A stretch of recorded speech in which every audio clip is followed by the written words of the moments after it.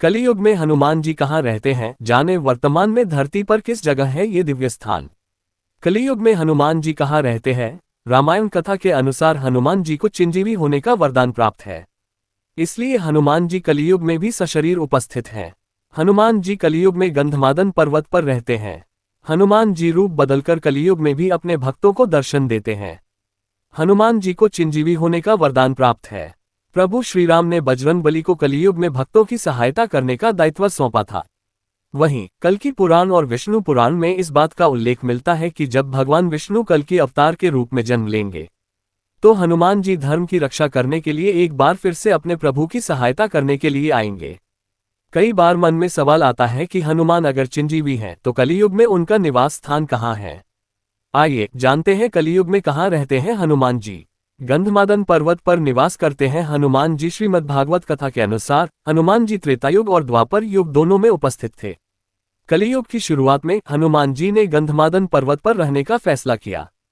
ये पर्वत हिमालय के कैलाश पर्वत के उत्तर में है। प्राचीन समय में गंधमादन पर्वत सुमेरु पर्वत की चारों दिशाओं में स्थित गजदंत पर्वतों में से एक था। यहाँ महर्षि कश्यप ने तपस्या की थी।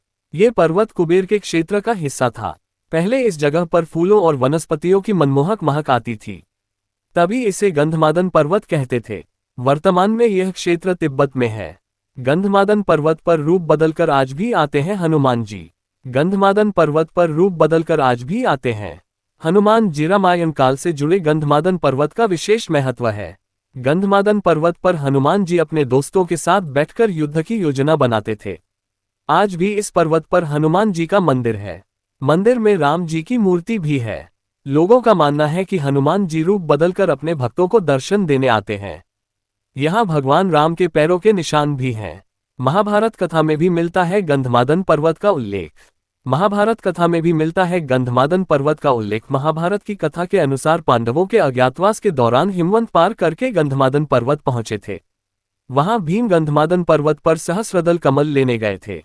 वहां उन्होंने हनुमान जी को आराम करते देखा।